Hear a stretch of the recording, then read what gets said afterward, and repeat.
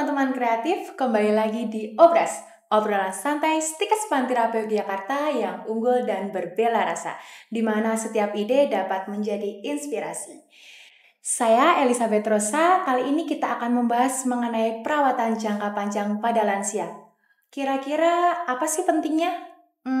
Bersama dengan dosen favorit dari Stikes Pantirape Yogyakarta, kita akan membahas bersama-sama sampai tuntas. Jangan lupa juga untuk klik tombol subscribe, kemudian nyalakan like dan juga Jangan lupa untuk klik tombol subscribe, like, komen, dan juga nyalain notifikasinya supaya kalian gak ketinggalan Obras dari Stikes Pantirape Yogyakarta. Jangan lupa juga untuk ikuti semua media sosial kita ya. Ditunggu!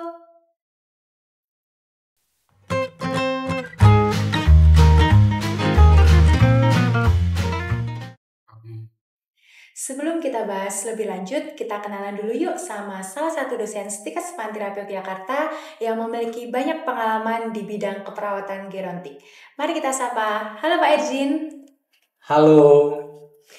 Mungkin boleh kenalan dulu nih Pak, supaya teman-teman bisa kenal Bapak lebih jauh. Oke, baik. Perkenalkan, nama saya Thomas Aquino Ercignore Amigo, dan biasanya saya dipanggil dengan sapaan Ercin.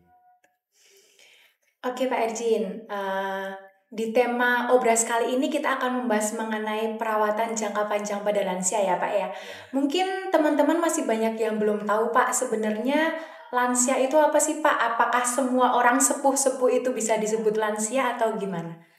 Mbak Rosa, menurut Undang-Undang Nomor 13 Tahun 1998 tentang Kesejahteraan Lansia, di sana berisi bahwa seseorang dikatakan lansia ketika usianya 60 tahun atau lebih. Oke Pak, berarti lansia itu adalah orang-orang yang berusia 60 tahun ke atas gitu ya Pak. Betul Kemudian sekali. Kalau untuk terkait dengan perubahan-perubahannya pada lansia itu apa aja sih Pak? Kan pasti di setiap level ibaratkan kayak anak-anak, dewasa, remaja, ataupun lansia gitu kan pasti ada perubahan-perubahannya. Nah kira-kira perubahan apa saja yang terjadi pada lansia Pak? Mbak Rosa, banyak sekali sebenarnya perubahan pada lansia, tapi tergantung teori yang diutarakan ya. Kalau berdasarkan bukunya Miller, itu membagi proses perubahan pada lansia itu ada dua. Ya, yang pertama adalah perubahan psikososial, lalu yang kedua adalah perubahan fisik. Ya. Nah, kalau di perubahan psikososial itu sebenarnya banyak.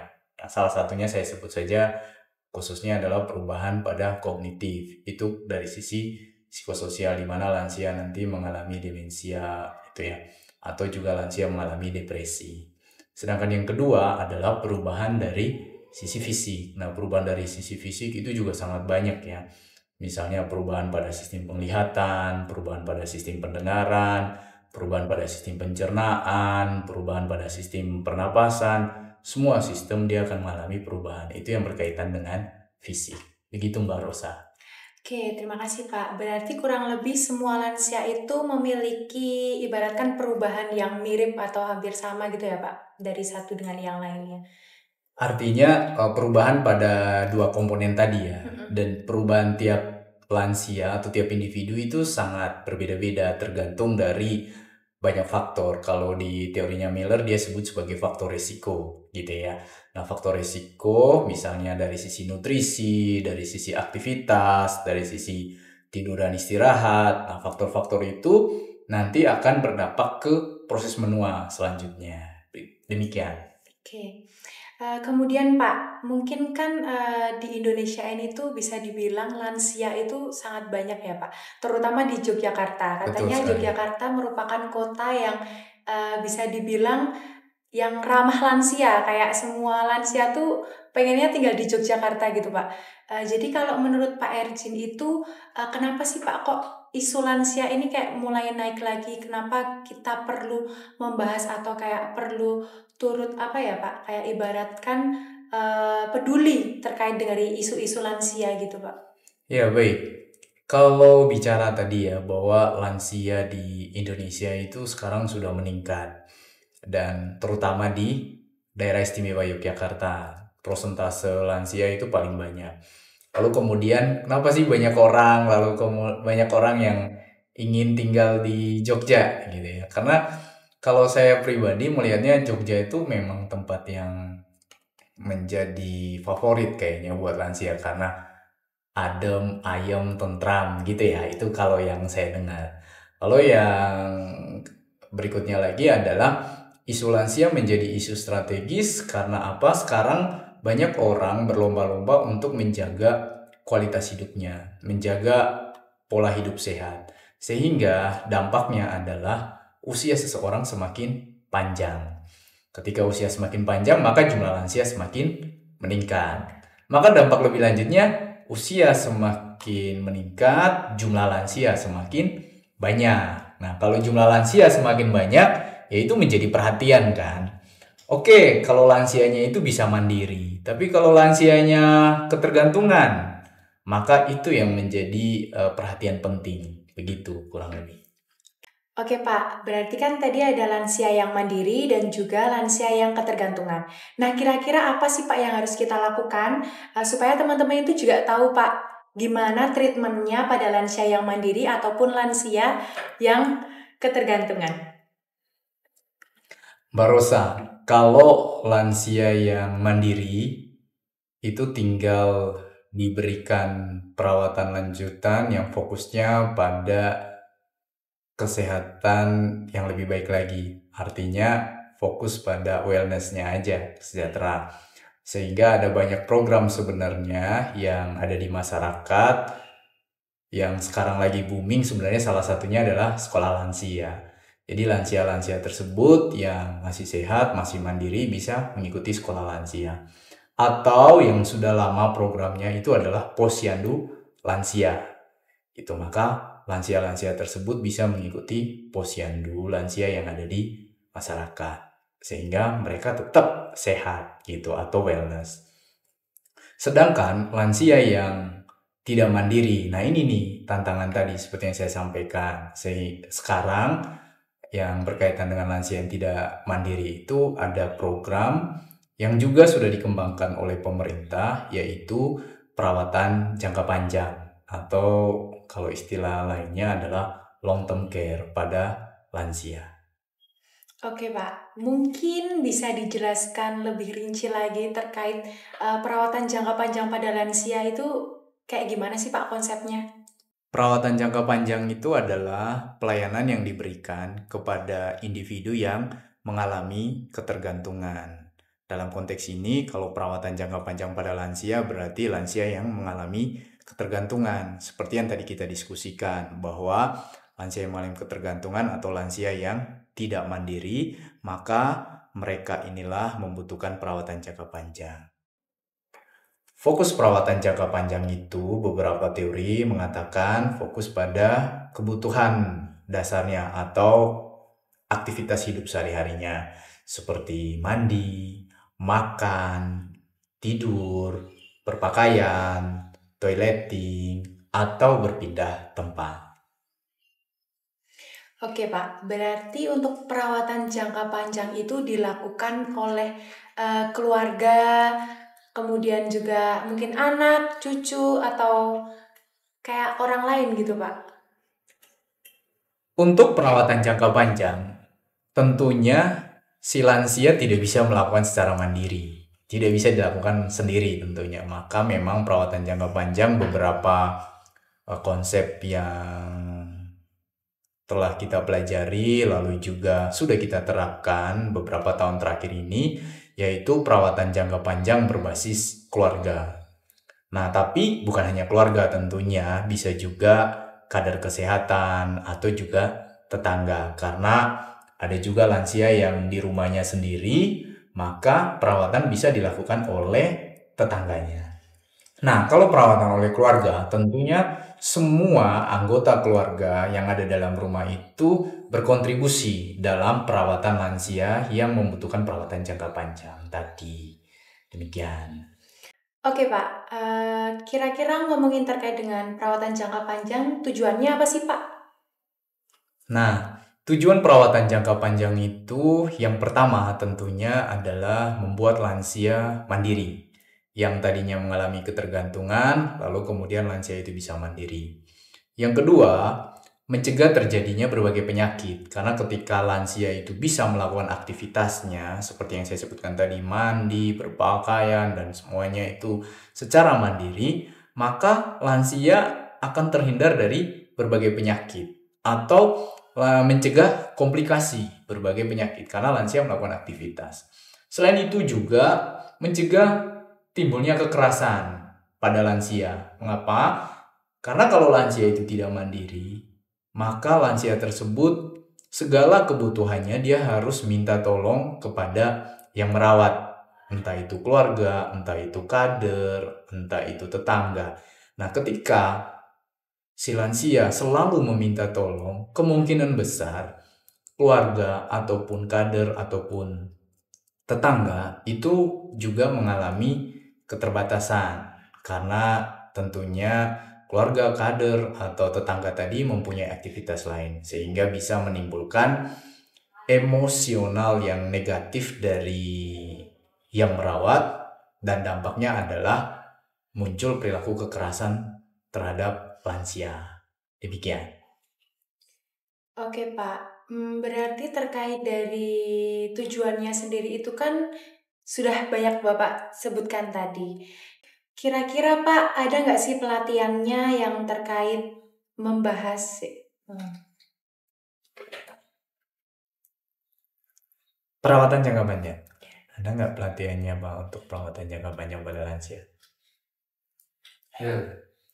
Oke Pak, kira-kira ada nggak sih Pak pelatihan perawatan jangka panjang pada lansia yang mungkin bisa diikuti oleh tetangga atau terutama keluarga, karena nggak semua keluarga itu bisa merawat lansia?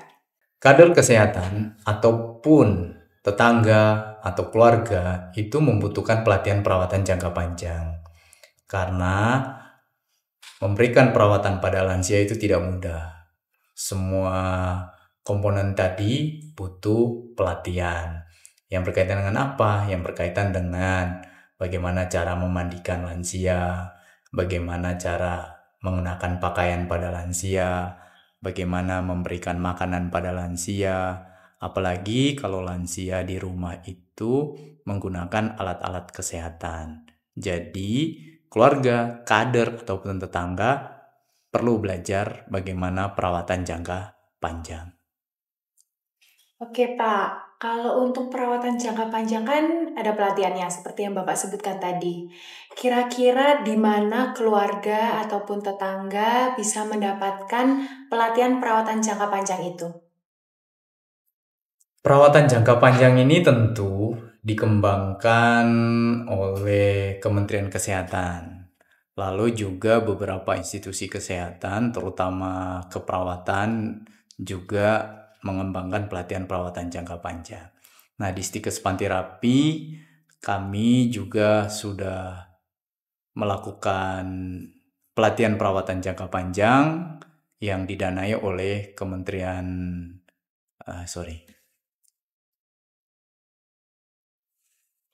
di Stikes Pantirapi juga memberikan pelatihan perawatan jangka panjang pada lansia, dan baru saja Stikes Pantirapi mendapat dukungan dana dari Kemenristekdikti untuk memberikan pelatihan perawatan jangka panjang pada lansia berbasis penelitian tentunya.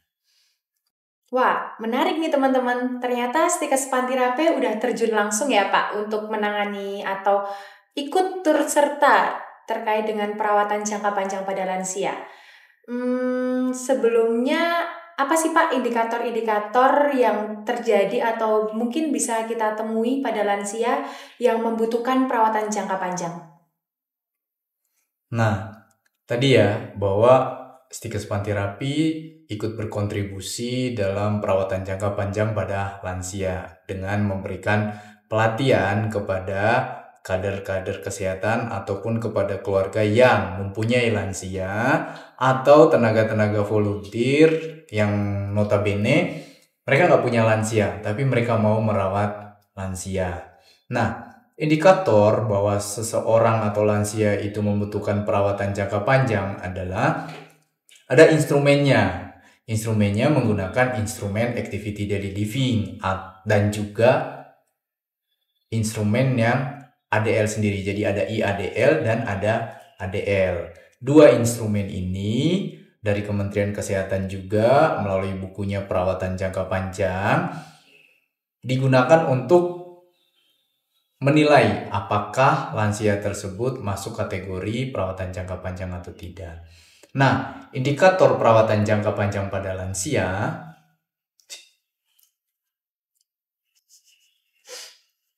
naik lagi, naik nih. Tengah, loro Naik lagi. Tengah loh, 1, 2, ke bawah pojok. Sebentar. Ke bawah pojok bawah. Kiri, bawah pojok. Ini terus bawah pojok. Nah, tengah Dre, Masya Allah. bukan kunci. Mas ngomong tengah. Terus detik. Santai. Kamu gak praktik manajemen? Kan misalnya nih. Udah. Oh iya. Ujian hari ini. Oh udah ujian? Udah. Tadi Soalnya pagi. teman-temanmu ada di Iya, sama Novi. Oh ujiannya di sini. Yang sama Bu Ana sama Bu apa tuh Mbak? Dah. Dari mana? Lanjut aja ya. Ya. Indikator perawatan jangka panjang pada lansia itu menggunakan dua instrumen, yaitu IADL dan ADL. Instrumen tersebut juga sudah ada dalam buku panduan perawatan jangka panjang yang dikembangkan oleh Kementerian Kesehatan Republik Indonesia. Nah, nanti dari hasil pengukuran tersebut dilihat apakah lansianya mengalami ketergantungan total sampai sedang dan oke. Apakah selanjutnya Andri? Apakah lansia dia mengalami ketergantungan sedang sampai total? Nah, kalau lansia itu mengalami ketergantungan sedang sampai total, maka lansia tersebut masuk dalam kategori perawatan jangka panjang. Nah, kalau lansia tersebut masuk dalam kategori perawatan jangka panjang, tugas dari keluarga, tugas dari kader atau tetangga yang mau memperhatikan lansia tadi atau yang merawat lansia tadi memberikan perawatan jangka panjang, fokus pada kebutuhan-kebutuhan tadi, yaitu mandi, berpakaian, pindah tempat, toileting. Nah, itu semua dilakukan perawatan sampai pada lansia itu bisa mandiri tentunya. Oke Pak, untuk pengkajian dari instrumen IADL ataupun ADL ya Pak tadi ya, itu kira-kira baiknya itu kita lakukan pengkajian tuh selama berapa selang waktu sih Pak untuk mengetahui mungkin perkembangannya atau kayak lansia ini bisa jauh lebih baik atau kayak mungkin ibaratkan mandiri atau mungkin jadi lebih ketergantungan itu kita harus mengkajinya setiap berapa selang waktu. Setelah kita memberikan perawatan pada lansia, tentunya perawatannya tidak hanya fokus pada aktivitas hidup sehari-harinya tentunya ya. Tentu tetap juga memperhatikan kebutuhan lain dari lansia. Nah, kalau kita ingin melihat apakah lansia bisa mandiri atau tidak, pertama kita bisa observasi setiap hari tentunya. Melihat kemajuannya, melihat perkembangannya, sejauh mana lansia bisa melakukan aktivitas. Nah, memang setiap lansia sangat variatif. Ya tadi tergantung juga dari lansianya semangat nggak untuk sehat, semangat nggak untuk melakukan berbagai aktivitas-aktivitas tadi. Kalau lansia itu semangat dan mau melakukan perawatan juga secara mandiri atau mau melatih dirinya, mandi, berpakaian, kemudian berpindah tempat, maka itu akan lebih cepat lansia itu mandiri. Tapi kalau lansianya mengalami hambatan dalam arti bahwa lansianya kurang antusias untuk melakukan aktivitas-aktivitas tadi, maka itu jelas akan lama begitu. Baik Pak Ejin, pembahasannya cukup menarik dan juga sangat berbobot ya Pak ya. Mungkin sebelum kita mengakhiri podcast kali ini, Bapak ada pesan atau mungkin sesuatu yang ingin disampaikan terutama untuk mungkin mahasiswa keperawatan atau mungkin anak-anak Gen Z sekarang yang mana kayaknya masih sangat sedikit yang melek atau kayak menyadari bahwa isu lansia ini sangat penting. Baik, teman-teman, untuk menentukan lansia itu masuk dalam kategori perawatan jangka panjang, dari Kementerian Kesehatan menggunakan ada 2 instrumennya, yaitu instrumen IADL dan instrumen ADL. Semuanya mengukur tentang aktivitas hidup sehari-hari dari lansia, yang komponennya tadi ada memandikan, kemudian berpakaian, lalu toileting, lalu berpindah tempat dan sebagainya. Nah, dari instrumen-instrumen tersebut nanti dilihat apakah lansia itu masuk dalam kategori perawatan jangka panjang atau tidak, dengan melihat lansia dari ketergantungan sedang sampai ke ketergantungan berat. Nah, kalau ketergantungan sedang sampai berat, mereka inilah atau lansia tersebutlah yang masuk dalam kategori perawatan jangka panjang. Sedangkan lansia yang ketergantungan ringan ataupun mandiri itu tidak termasuk dalam perawatan jangka panjang. Nah, berdasarkan kategori-kategori tersebut, maka nanti keluarga ataupun kader ataupun tenaga kesehatan memberikan perawatan pada lansia yang membutuhkan perawatan jangka panjang tadi. Nah, sekarang bagaimana kalau kok saya nanya? Stop. Nggak apa-apa Pak, kan Bapak bisa kayak tanya Oke. ke saya. Nah, sekarang bagaimana kalau keluarga atau kader atau tetangga yang belum mengetahui tentang perawatan jangka panjang? Nanti peran dari tenaga kesehatan, terutama perawat-perawat yang ada di puskesmas, mereka sudah dilatih untuk memberikan perawatan jangka panjang. Mereka inilah yang menjadi narasumber atau menjadi pelatih untuk kader-kader, keluarga, ataupun tetangga tentang perawatan jangka panjang. Selain kader-kader kesehatan, maaf, stop dulu. Saya lanjutin. Selain tenaga kesehatan yang ada di puskesmas, tenaga dosen di pendidikan juga mempunyai bekal tentang perawatan jangka panjang. Jadi, melalui pengabdian kepada masyarakat yang dilakukan oleh dosen, nah itu bisa melatih kader-kader ataupun keluarga ataupun tetangga yang punya perhatian pada lansia. Selama ini Stikes Pantirapi juga sudah mengembangkan pelatihan perawatan jangka panjang pada lansia yang kami lakukan kepada 60 kader dan keluarga yang memiliki lansia.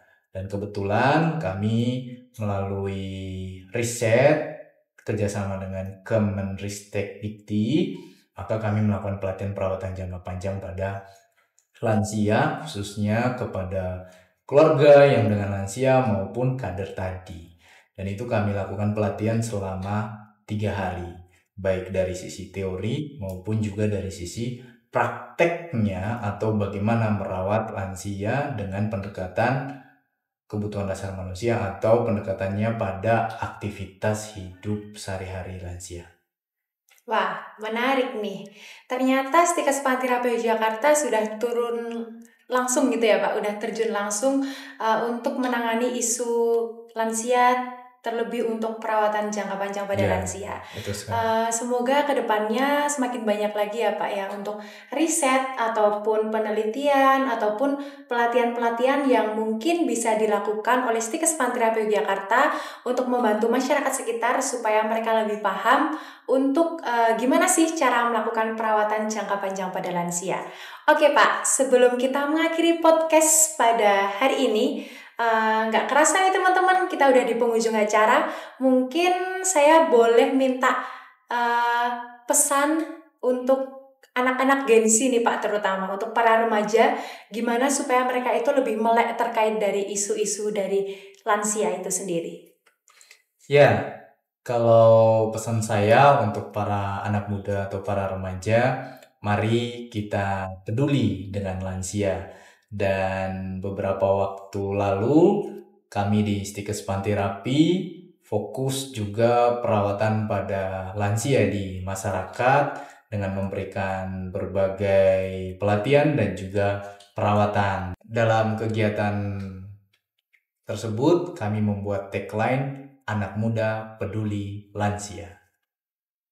Oke, nah kira-kira begitu teman-teman terkait obrolan santai kita bersama Pak Erjin hari ini. Ditunggu untuk obrolan obras berikutnya, obrolan santai Stikes Panti Rapi Yogyakarta yang unggul dan berbela rasa, di mana setiap ide dapat menjadi inspirasi. Bagi teman-teman yang mau bertanya ataupun mau ngasih saran ke kita untuk obrolan obras apalagi yang akan kita bahas, teman-teman boleh chat di kolom komentar, nanti kita akan bahas satu persatu. Oke teman-teman, sampai jumpa di obras berikutnya. Tetap kreatif dan inspiratif. Bye-bye.